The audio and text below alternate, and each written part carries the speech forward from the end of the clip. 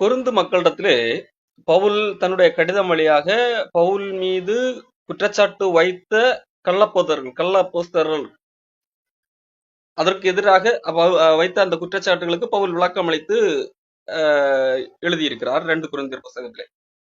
அந்த அடிப்படையிலே 2 கொரிந்தியர் 11, 12 அதிகாரங்களை நாம் வாசித்து அறிந்து கொள்ள முடியும். காரணம், பவுல் மீது கள்ளப்போதர்கள் வைத்த குற்றச்சாட்டு என்றால் பவுல் எல்லாம் அப்போஸ்தலனே கிடையாது, நாங்கள் தான் உண்மையான அப்போஸ்தலர்கள் என்று சொல்லி கள்ள அப்போஸ்தலர்கள் சொல்லிக் கொண்டு வந்தார்கள். இப்போ பவுல் எழுதுகிறார் கடைசி அதிகாரத்திலே, இந்த 3ஆம் தரம் நான் உங்களிடத்திற்கு வருகிறேன், சகல காரியங்களும் 2-3 சாட்சிகளுடைய வாக்கினாலே நிலைவரப்படும். பவுல் சொல்லுகிறார், நான் 3ஆம் தரம் 3வது முறையாக இந்த கொரிந்து மக்களிடத்திலே நான் வருகிறேன் என்பதாக சொல்லுகிறார். அவர் ஏற்கனவே 2 முறை கொரிந்து மக்களிடத்திலே போயிருந்தார். முதலாவது அவர்களுக்கு சுவிசேஷம் அறிவிக்கும்படியாக அங்கே போயிருந்தார். அங்கே 1.5 வருடம் அங்கே அவர் சுவிசேஷத்தை அறிவித்தார். அநேகர் விசுவாசித்து ஏற்றுக்கொண்டார்கள். இதை குறித்து அப்போஸ்தலர் நடபடிகள் 18ஆம் அதிகாரத்திலே 11ஆம் வசனத்திலே நாம் காண முடியும். அப்போஸ்தலர் நடபடிகள் 18ஆம் அதிகாரத்திலே 1வது வசனமே சொல்லுகிறது, அத்தேனே பட்டணத்தை விட்டு கொரிந்து பட்டணத்துக்கு வந்து என்று எழுதப்பட்டிருக்கிறது. அதன் பின்பதாக அங்கே ஓரிடமாக கூடாரம் பண்ணுகிற அந்த தொழில் செய்கிறதை பார்க்க முடியும். 7ஆம் வசனத்திலே யுஸ்து என்னும் பேருள்ள ஒரு வீட்டிற்கு வந்தான், அவன் வீடு ஜபாலயத்துக்கு அடுத்ததாக இருந்தது. ஜபாலய தலைவனாகிய கிறிஸ்து என்பவன் தன் வீட்டார் அனைவரோடும் கர்த்தரிடத்தில் விசுவாசம் உள்ளவனான கொரிந்தியரில் அநேகரும் சுவிசேஷத்தை கேட்டு விசுவாசித்து ஞானஸ்நானம் பெற்றார்கள் என்று சொல்லப்பட்டிருக்கிறத பார்க்க முடியும். 11ஆம் வசனம், அவன் 1 வருஷமும் 6 மாதமும் அங்கே தங்கி தேவ வசனத்தை அவர்களுக்குள்ளே உபதேசம் பண்ணி கொண்டு வந்தான். அதன் பின்பதாக ஒரு பிரச்சனை வரும்போதுதான் அங்கு அந்த இடத்தை விட்டு நகர்ந்து போகிறான். அதன் பின்பதாக கொரிந்து மக்கள் தவறு செய்கிறதை கண்டித்து 1 கொரிந்தியர் நிருபம் எழுதுகிறார். அதன் பிறகு இப்பொழுது 2 கொரிந்தியர் நிருபத்தை அதன் பிறகு ஒரு முறை அவர்களை சந்திக்கிறார். அதுக்கிடையில தான் இந்த கள்ளப்போதர்கள் வந்து பவுல் எல்லாம் அப்போஸ்தலனே கிடையாது, அவனை எல்லாம் பின்பற்றாதீர்கள், பவுலை பார்த்தீர்களா, அவனுடைய உருவ தோற்றத்தை பார்த்தீர்களா, அப்போஸ்தலன் என்றால் இப்படியா இருக்க முடியும், அவன் அடி வாங்குகிறான், மிதிப்படுகிறான், கல்லறியப்படுகிறான், உண்மையிலே கடவுளால் தெரிந்து கொள்ளப்பட்டால் கடவுள் இப்படி காப்பாற்றாமல் விடுவாரா, துன்பப்படுத்த அனுமதிப்பாரா, இப்படி ஏழ்மையில இருப்பானா என்றெல்லாம் கேட்டு பவுல் அப்போஸ்தலன் அல்ல என்கிற ரீதியிலே அவர்கள் சொல்லிக் கொண்டு வந்தார்கள். ஆனால் கொரிந்து மக்கள் அதை நம்பி அவர்கள் பின்பாக போனார்கள் என்கிறல்ல. எல்லா கொரிந்து மக்களும் அந்த கள்ளப்போஸ்தலர்கள் பின்பாக போனார்கள், பவுலை விட்டு விலகினார்கள் என்றல்ல. அந்த கள்ளப்போதர்களை பின்பற்றி போகவில்லை. ஆனால் கள்ளப்போதர்களுக்கு எதிராக இவர்கள் எதுவுமே பேசவில்லை. அவர்கள் பேசுகிறார்கள், அவர்கள் பவுலுக்கு எதிராக பேசுகிறார்கள், தாங்களே அப்போஸ்தலர்கள் என்று சொல்லுகிறார்கள், மக்களை அடிமைப்படுத்த நினைக்கிறார்கள். நாங்கள் தான் உண்மையான அப்போஸ்தலர் என்று சொல்லிக்கொண்டு மக்களை பொய்யான உபதேசத்துக்கு அடிமைப்படுத்த நினைக்கிறார்கள். அது அப்போ அடிமைப்படுத்த நினைக்கும் போது இந்த மக்கள் மறுப்பு சொல்லவில்லை, எதிர்த்து பேசவில்லை. எதிர்த்து பேச கள்ளப்போதர்கள் இருக்கிறார்கள், அவர்களுக்கு எதிர்த்து பேசாமல் அதை சகித்து கொண்டிருக்கிறார்கள். ஒரு மனிதன் சகித்து கொண்டிருக்கிறார் என்றாலும் அந்தன் அவர்களை பின்பற்றவில்லையே அல்லது அவர்களை பவுலை விட்டு விலகவில்லையே என்று சொன்னாலும், அப்படி கள்ளப்போதர்களை எதிர்த்து பேசாமல் இருப்பது, அவர்கள் ஒரு தவறான உபதேசத்தோடு வரும்போது அவர்களுக்கு எதிர்த்து பேசாமல் அதை சகித்துக் கொண்டிருப்பதும் பெரிய குற்றம் தான். ஆகவே தான் பவுல் இப்படி எழுத வேண்டியிருந்தது. அதான் 2 கொரிந்தியர் 11ஆம் அதிகாரத்திலே 19-20 வசனத்திலே, நீங்கள் புத்தியுள்ளவர்களாக இருந்து புத்தி இல்லாதவர்களை சந்தோஷமாய் சகித்திருக்கிறீர்களே, ஒருவன் உங்களை சிறையாக்கினாலும், ஒருவன் உங்களை பட்சித்தாலும், ஒருவன் உங்களை கைவசப்படுத்தினாலும், ஒருவன் உங்களை தன்னை உயர்த்தினாலும், ஒருவன் உங்கள் முகத்தில் அறைந்தாலும் சகித்திருக்கிறீர்களே என்று சொல்லி பவுல் எழுதுகிறார். அவர்கள் என்ன செய்கிறார்கள்? உங்களை தண்டிக்கிறார்கள், அடிக்கிறவர்களாக இருக்கிறார்கள், உங்களை சிறைப்படுத்துகிறவர்கள், அப்படிப்பட்டவர்களை நீங்கள் சகித்துக் கொண்டிருக்கிறீர்கள். இதுதான் பவுல் அவர்கள் கொரிந்து மக்கள் மீது வைத்த குற்றச்சாட்டு. இப்பொழுது சொல்கிறார், நான் இப்பொழுது 3ஆம் தரம் வருகிறேன், சகல காரியங்களும் 2-3 சாட்சிகளுடைய வாக்கினால் நிலைவரப்படும் என்று சொல்லி அங்கே பழைய ஏற்பாட்டில் உள்ள ஒரு வசனத்தை கோட் பண்ணுகிறார். அதாவது மோசைக்கு கொடுத்த அந்த சட்டங்களிலே யூதர்களுக்கு நியாயம் தீர்க்கும் போது கொடுக்கப்பட்ட ஒரு சட்டம். எந்த காரியத்தையும் சும்மா என்னது எடுத்தங்கழுத்தோம் என்று சொல்லி நீதிபதி தீர்ப்பு கொடுக்க கூடாது. ஒரு குற்றச்சாட்டு வருகிறது என்றால் 2 அல்லது 3 சாட்சிகள் அந்த வர வேண்டிய அந்த சாட்சியின் அடிப்படையில தான் ஒரு நீதிபதி நியாயம் செய்ய வேண்டும் என்கின்ற ஒரு சட்டம் கொடுக்கப்பட்டிருந்தது.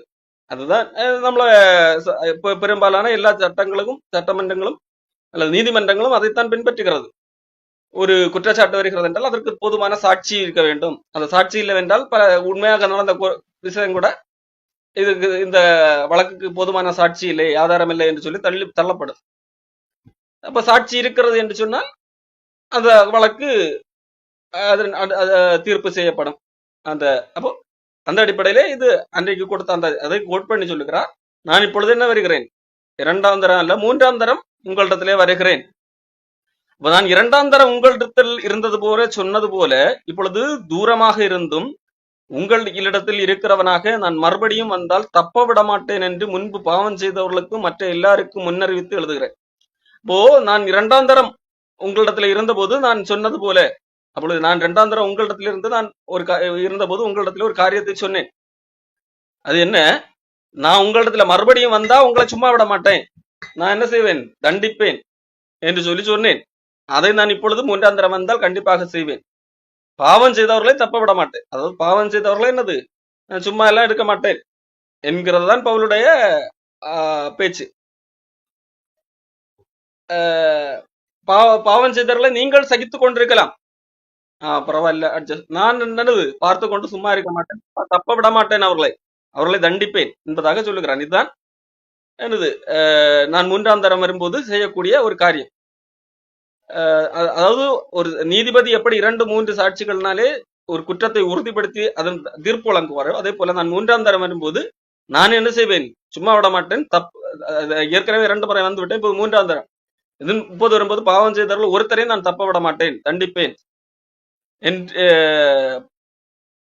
என்று சொல்லி எழுதுகிறார். அடுத்ததாக கிறிஸ்து எனக்குள்ளே பேசுகிறார் என்பதற்கு ஆதாரம் தேடுகிறீர்கள், அத்தாட்சி தேடுகிறீர்கள்.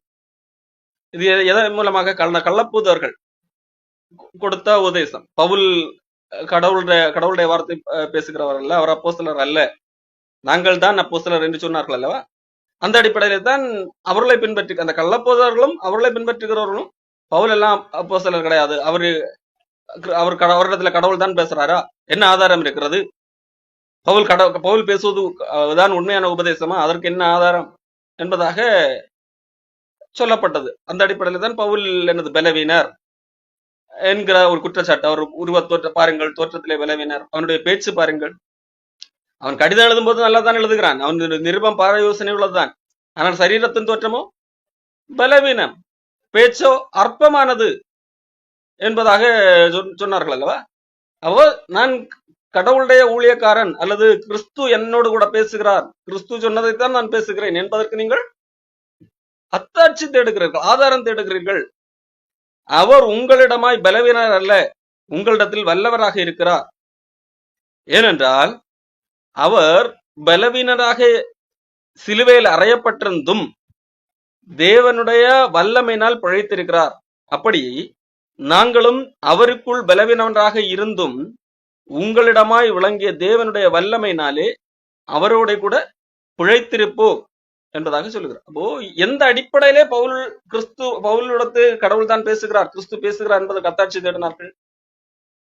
கடவுள் இவரோடு கூட இருந்தால் பவுல் எப்படி பலவீனராக இருக்க முடியும், எப்படி ஒரு பேச்சு திறமை இல்லாத நபராக இருக்க முடியும் என்கின்ற அடிப்படையில தானே இப்போ பவுல் பேசுகிறார். அவர் கடவுள் கிறிஸ்து உங்களிடத்திலே பலவீனர் அல்ல, உங்களிடத்திலே வல்லவராக இருக்கிறார். ஆனால் அவர் சிலுவையில் அறையப்பட்ட போது எப்படி இருந்தார், அவர் பலவீனத்தால் சிலுவையில் அறையப்பட்டார்.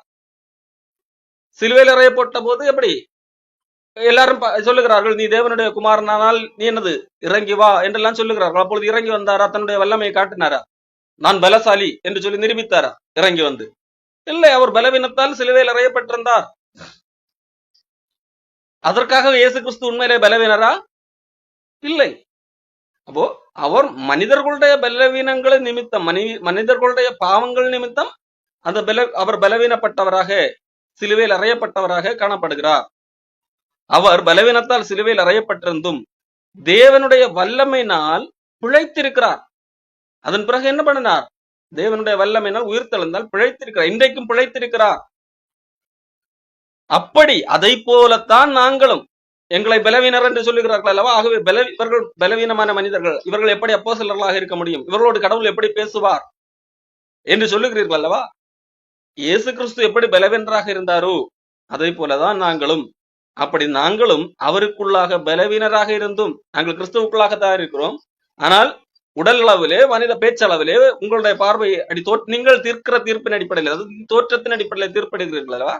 அந்த அடிப்படையிலே நாங்கள் பலவீனராக இருந்தும் உங்களிடமாய் விளங்கிய தேவனுடைய வல்லமையினால் அவருடனே கூட பிழைத்திருப்போம். நாங்கள் என்னது, இயேசு கிறிஸ்து எப்படி சிலுவையில பலவீனராக இருந்தாரோ, ஆனால் அது நிரந்தரம் அல்ல, அது டெம்பரரி, தற்காலிகமானது. அதன் பிறகு இப்பொழுது வல்லமையினால் தேவனுடைய வல்லமையினால் பிழைத்திருக்கிறார். அதே போலத்தான் நாங்களும் இந்த பூமியிலே நாங்கள் வாழும்போது கிறிஸ்துவுக்காக இந்த பூமியிலே பலவீனராக காணப்பட்டாலும் அவருடைய வல்லமையினால் நாங்களும் என்ன செய்திருப்போம், பிழைத்திருப்போம். ஆகவே நாங்கள் பலவீனர் என்கிறதை காரணமாக காட்டி கிறிஸ்து எங்களிடத்திலே பேசுகிறார் என்பதற்கு நீங்கள் ஆதாரம் தேடுவீர்கள் என்று சொன்னால் அது ஒரு தவறான செயல் என்கிறது தான் இங்கே பவுல் சொல்ல வருகிறார்.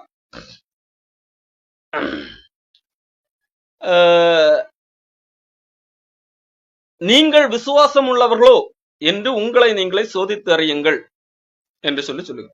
அப்போ பவுல் சொல்லுகிறார், நீங்கள் உண்மையிலேயே தேவனை விசுவாசிக்கிறீர்களா, இயேசு கிறிஸ்துவை விசுவாசிக்கிறீர்களா இல்லையா என்பதை நீங்கள் முதலாவது சோதித்து அறிந்து கொள்ளுங்கள்.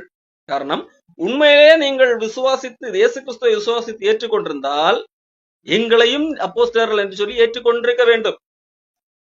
இல்லாவிட்டால் நாங்கள் எங்களுடைய பலவீனத்து நிமித்தம் எங்களுடைய கள்ளப்போதர்கள் சொல்லுகிறார்கள் அல்லவா, எதெல்லாம் நாங்கள் அப்போஸ்தலர்கள் அல்ல என்பதற்கு ஒரு குற்றச்சாட்டை வைக்கிறார்களோ, இந்த அடிப்படையில நீங்கள் தீர்ப்பிடுகிறீர்கள் என்று சொன்னால், இந்த அடிப்படையில் நீங்கள் சிந்திப்பீர்கள் என்று சொன்னால் நீங்கள் உண்மையிலே விசுவாசிகளா என்று நீங்கள் சோதிக்க வேண்டிய அவசியம் இருக்கிறது.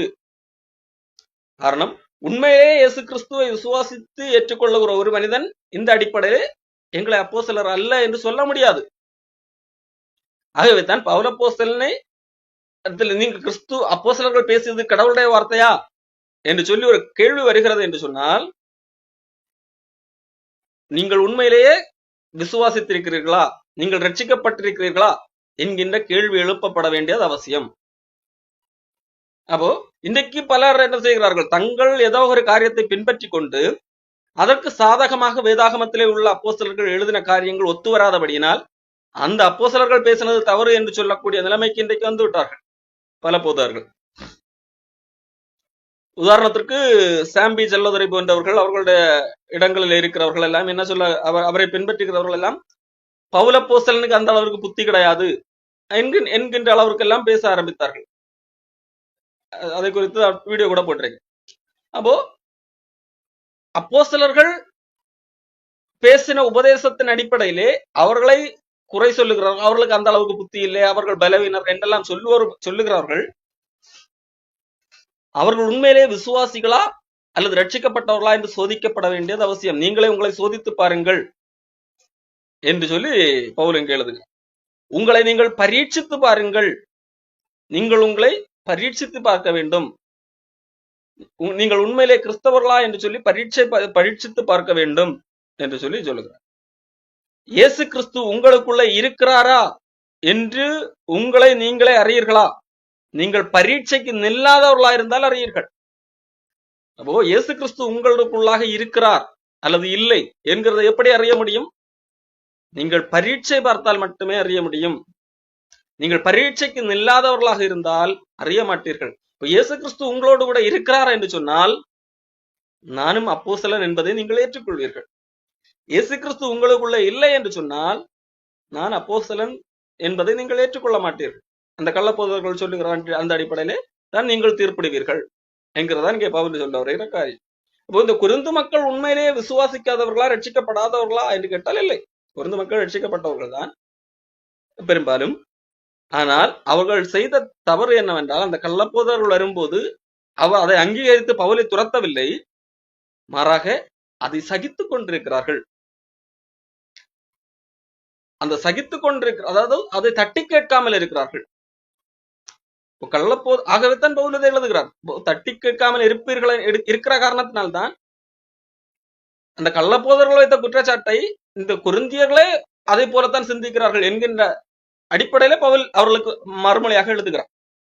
அப்போ நீங்கள் உங்களை சோதித்து பாருங்கள்.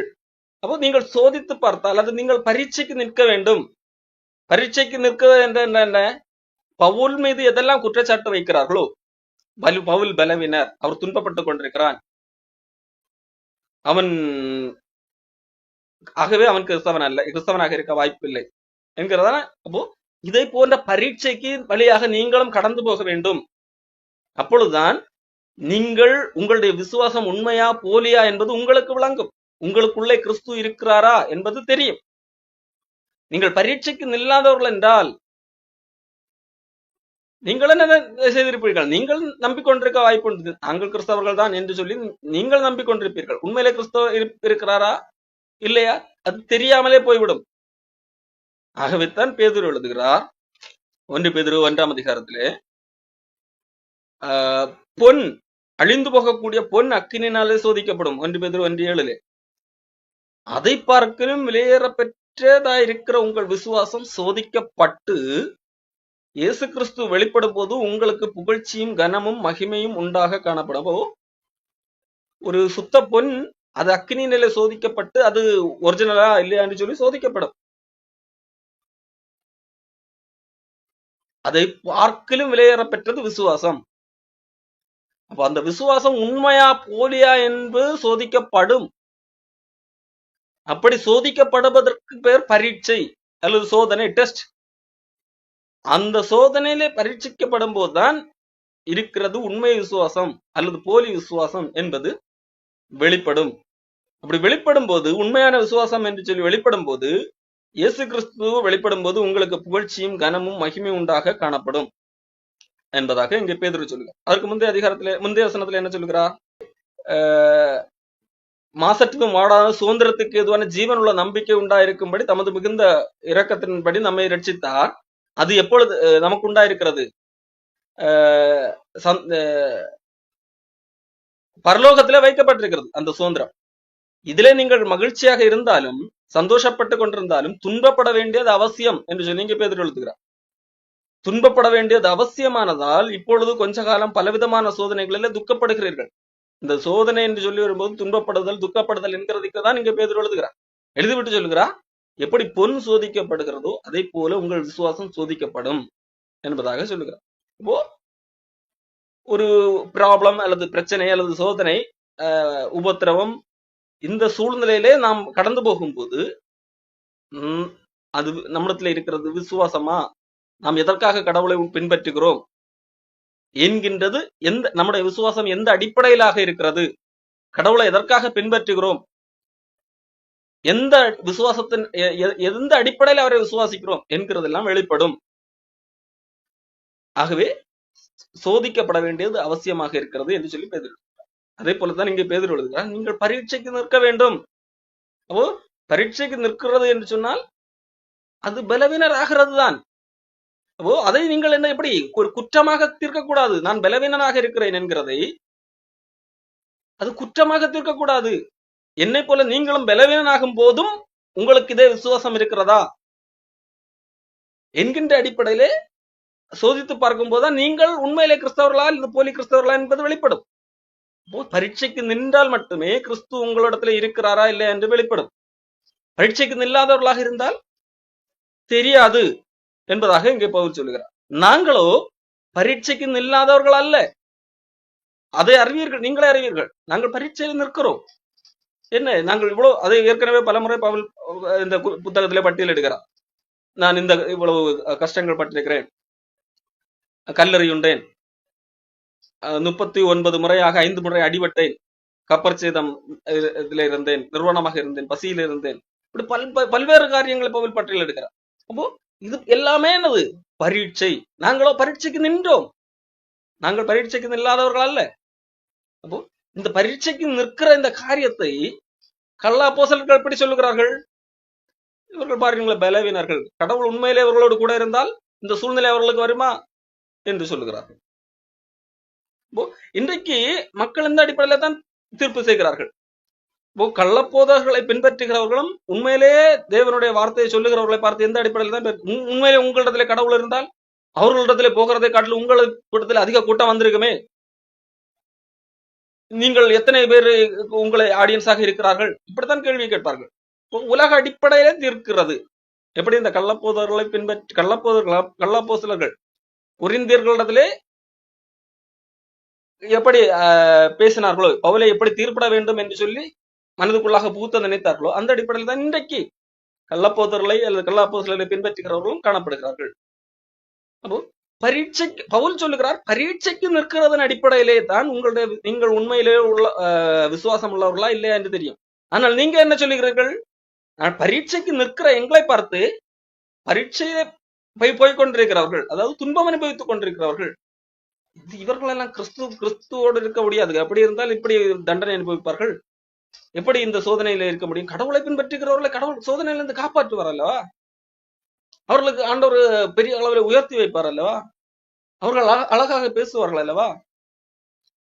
நல்ல ஆரோக்கியமாக இருப்பார்கள் அல்லவா என்கிறதாக நினைக்கிறார்கள். பவுல் சொல்லுகிறார், அல்ல, நீங்கள் பரீட்சைக்கு நிற்க வேண்டும். பரீட்சைக்கு நின்றால் மட்டும்தான் நீங்கள் உண்மையிலே விசுவாசம் உள்ளவர்களா இல்லையா என்று தெரியும். நீங்கள் பரீட்சைக்கு நில்லாதவர்களா இருந்தால் அது தெரியாது.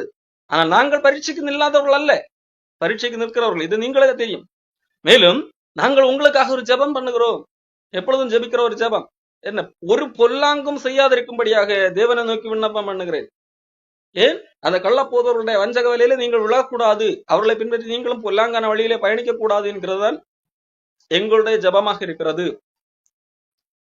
நாங்கள் பரீட்சைக்கு நின்றவர்கள் என்று காணப்படும் பொருட்டல்ல, அதாவது எங்களை நீங்கள் நல்லவர்கள் என்று சொல்ல வேண்டும் என்கிறதற்காக அல்ல, மாறாக நாங்கள் உங்களுடைய பார்வைக்கு பரீட்சைக்கு நில்லாதவர்கள் போல தோன்றினாலும் பரவாயில்லை, ஆனால் நீங்கள் நலமானதை செய்ய வேண்டும் என்கிறதற்காக நாங்கள் ஜெபம் பண்ணுகிறோம் என்பதாக சொல்லுகிறோம். அதாவது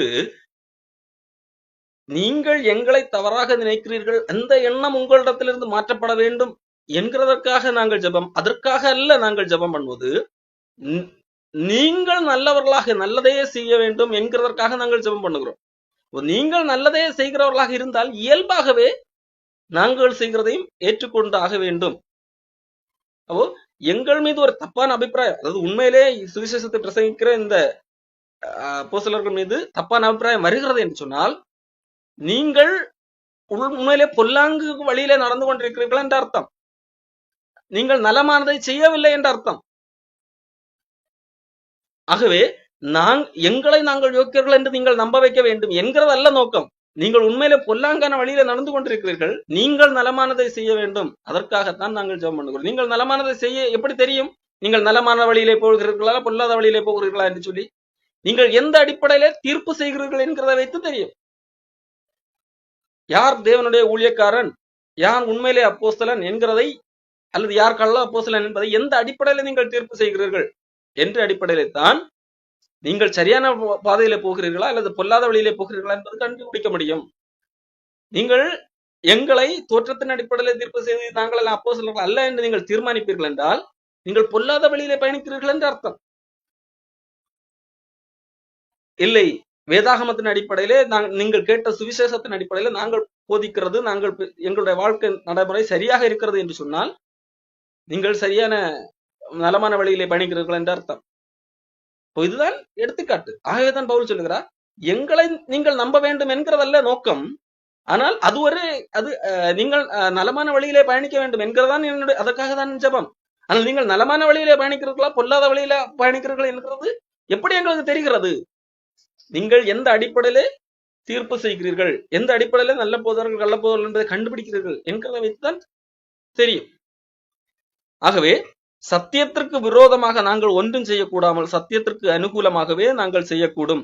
நாங்கள் பலவீனரும் நீங்கள் பலம் உள்ளவர்களா இருக்கையில் சந்தோஷப்படுகிறோம். நீங்கள் நற்சீர் பொருந்தும்படிக்கும் விண்ணப்பம் பண்ணுகிறோம்.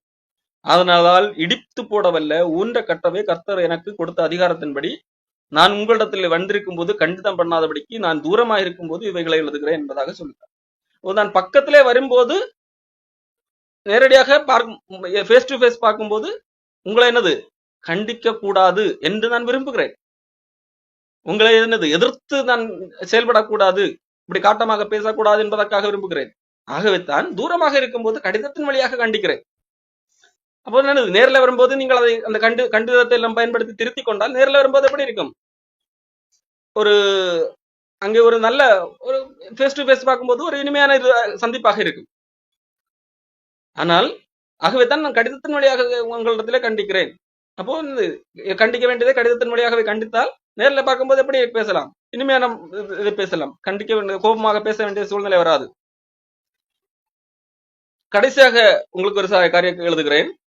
சந்தோஷமாக இருங்கள், நற்சீர் பொருந்துங்கள், ஆறுதல் அடையுங்கள், ஏக சிந்தையாக இருந்தல், சமாதானமாக இருந்தல். அப்பொழுது அன்புக்கு சமாதானத்துக்கு காரணராகிய தேவன் உங்களோட கூட இருப்பார். ஒருவர் பரிசுத்த மொத்தத்தோட வாழ்த்துங்கள். பரிசுத்தவான்கள் எல்லாரும் உங்களுக்கு வாழ்த்துதல் சொல்லுகிறார்கள். கர்த்தராகிய இயேசு கிறிஸ்துவினுடைய கிருபையும் தேவனுடைய அன்பும் பரிசுத்தாவினுடைய ஐக்கியமும் உங்கள் அனைவரோடும் கூட இருப்பதாக. இப்போ இங்க சொல்லுகிற காரியங்கள் எல்லாம் நாம் பார்க்கும்போது, நான் ஏற்கனவே சொன்னது, கொருந்து மக்கள் கள்ளப்போதர்களை பின்பற்றினார்கள் அல்ல, அவர்கள் பரிசுத்தவான்கள் தான். ஆனால் பிரச்சனை என்னவென்றால், கள்ளப்போதர்களை பார்த்து கொண்டு சும்மா இருந்தார்கள், சகித்துக் கொண்டிருந்தார்கள். ஆகவேத்தான் பவுல் இங்கே கண்டிக்கிறார். அப்போ கள்ளப்போதர்களை பார்த்து கொண்டு சும்மா இருக்கக்கூடாது, சகித்துக் கொண்டிருக்க கூடாது. அவர்கள் ஒரு கள்ளப்போதகத்தை கொண்டு வரும்போது எதிர்த்து பேச வேண்டும். இல்லை என்றால் அவர் கண்டிப்பார். இன்றைக்கு பல கள்ளப்போதர்கள் என்ன சொல்லுகிறார்கள்? நாங்கள் உண்மையிலே கள்ளப்போதகம் போதித்தாலும் எங்களை எதிர்த்து பேசக்கூடாது என்பதாக, அதுதான் வேத சட்டம் என்பதாக சொல்வார்கள். ஆனால் உண்மை அப்படி அல்ல. பவுல் இங்கே தனக்கு எதிராக வைத்த குற்றச்சாட்டு எத்தனையும் கொருந்து மக்கள் நேரடியாக வைத்தது அல்ல. கொருந்து மக்களிடத்திலே வந்த அந்த கள்ளப்போதர்கள் போதித்த காரியங்கள் கொருந்து மக்களை ஏற்றுக்கொண்டார்கள் என்றும் பவுல் இல்லை. பவுல் சொன்ன காரியம், அவரை நீங்கள் சகித்துக் கொண்டிருக்கிறீர்கள். அப்படிப்பட்ட அந்த கள்ளப்போதர்கள் வந்து, பவுல் எல்லாம் அப்போஸ்தலன் கிடையாது, அவன் பேசுறத பேச்செல்லாம் கேட்கக்கூடாது, நாங்கள் சொல்லுகிறதான் நீங்கள் கேட்க வேண்டும், நாங்கள் சொல்வதுதான் சரியான சுவிசேஷம் என்று சொல்லி தவறான காரியங்களை பரப்பின போது இவர்கள் பார்த்து சகித்துக் கொண்டிருந்தார்கள். அதுதான் கொரிந்து மக்கள் செய்த தவறு. ஆகவேத்தான் பவுல் இவ்வளவு கோபமாக இருக்கிறார். நான் நேரடியாக அவர் 3ஆம் தடவை வரும்போது தண்டிக்க வேண்டி இருக்கும் என்றெல்லாம் எழுதுகிறார். கடைசியாக எழுதும்போது சொல்லுகிறார், நான் நேரில் வரும்போது தண்டிக்க கூடாது என்பதற்காக கடிதம் வழியாக இவ்வளவு காட்டமாக பேசுகிறேன் என்பதாக சொல்லி. இப்போ பவுலுடைய நோக்கம் கொரிந்து மக்களை தண்டிப்பது என்பது அல்ல, அவர்கள் தங்களை சரி செய்ய வேண்டும். அப்போ கர்த்தர் எனக்கு இடித்து போடுவதற்கு அதிகாரம் அல்ல, உன்னை கட்டுவதற்காகத்தான் இவ்வளவு நான் கோபமாக எல்லாம் பேசுகிற காரியம். உங்களை கிறிஸ்துவுக்குள்ளாக கட்ட வேண்டும், நீங்கள் பரீட்சைக்கு நிற்க வேண்டும். பரீட்சைக்கு நிற்கிற ஒரு காரியத்தை பலவீனம் என்று எண்ணி நகையாடக்கூடாது. பரீட்சைக்கு நின்றால்தான் உண்மையிலே கிறிஸ்தவனா இல்ல என்று தெரியும். ஆனால் அதையே சாக்காக வைத்து என்னது, இவ்வளவு துன்பப்படுகிறார்கள், இதெல்லாம் கிறிஸ்தவத்துக்கு என்று சொல்லி பணக்காரராக வாழ்வதுதான் கிறிஸ்தவம் என்கிற அடிப்படையில் தவறாக போதிப்பார்கள். அதுக்கெல்லாம் நீங்கள் சகித்துக் கொண்டிருக்க கூடாது. ஓ, கிறிஸ்து எங்களிடத்திலே பேசுகிறார் என்கிறதுக்கு எந்த அடிப்படையில் எடுத்தாச்சு? அது போன அதிகாரத்திலே அவர் தெளிவாக விளக்கி இருக்கிறார். அப்போஸ்தலருக்குரிய அடையாளங்கள் சகலவித பொறுமையோடும் அதிசயங்களோடும் அற்புதங்களோடும் வல்லமைகளோடும் உங்களுக்குள்ளாக நடப்பிக்கப்பட்டது. அந்த அடிப்படையில் கடவுளுடைய வார்த்தையை அங்க பிரகடனப்படுத்தினார். இருந்தாலும் என்னது, இல்ல பவுல் எல்லாம் அப்போஸ்தலர் கிடையாது என்று சொல்லி தோற்றத்தின் அடிப்படையிலே கள்ளப்போதர்கள் வந்து குழப்பி விடுகிறார். அப்போ இன்னைக்கு ஊழியக்காரர்கள் என்கிறவர்கள் அல்லது கடவுளுடைய ஊழியக்காரர்கள் என்று சொல்லுகிறவர்கள் எந்த அடிப்படையில் தீர்க்கப்படுகிறார்கள்? இவர் நல்ல ஊழியர், இவர் பெரிய ஊழியர் என்று எந்த அடிப்படையில்? அவர்கள் எந்த அளவுக்கு கூட்டம் சேர்க்கிறார்கள்? அவர்கள் எந்த அளவிற்கு டெக்னாலஜி அதிக அளவுக்கு பயன்படுத்துகிறார்கள்? எந்த அளவிற்கு இசை பெரிய அளவில் மீட்டப்படுகிறது? ராகமான பாடல்கள் பாடப்படுகிறது என்கின்ற இந்த அடிப்படையில தான் இன்றைக்கு இவர்கள் நல்ல போதர்கள் என்று தீர்க்கப்படுகிறார்கள். இவர்கள் எல்லாம் நல்ல ஊழியர்கள் என்று சொல்லி இதைத்தான் அன்றைக்கு கள்ளப்போதர்கள் செய்தார். அதை பார்த்து சகித்துக் கொண்டிருக்க கூடாது என்று சொல்லி பவுல் எழுதுகிறார். அப்படி சகித்துக் கொண்டிருந்தால் பவுல் கண்டிக்கிறார். அடுத்தாக பவுல் வாழ்த்துக்கள் சொல்லும் போது ஒரு காரியத்தை எழுது, ஒருவர் பரிசுத்த முத்தத்தோடு வாழ்த்துங்கள். இது என்ன? நீங்கள் எப்பொழுதும் ஒருவர் பரிசுத்த முத்தத்தோடு வாழ்த்த வேண்டும். அன்றைக்கு இருந்த நடைமுறை இன்றைக்கு எப்படி ஒரு இந்திய கலாச்சாரத்தின் வழியில் ஒருவர் சந்திக்கும் போது வணக்கம் சொல்வார்கள் அல்லவா? சில நாடுகள்ல ஒருவர் சந்திக்கும் போது சேக்கன் கொடுப்பார். அதே போல அங்கே இருந்த ஒரு நடைமுறை என்னவென்றால் ஒருவர் பார்க்கும்போது கட்டிப்பிடித்து முத்தம் கொடுக்கிறார். அது ஒருவர் செய்ய வேண்டும். உங்களுக்கு பிடித்தவனர்களை மட்டும் இது செய்து விட்டு மற்றவர்களை ஒதுக்கி விடக்கூடாது. எல்லாரையும் என்னது வாழ்த்துங்கள் என்கின்ற அடிப்படையிலே ஆனது.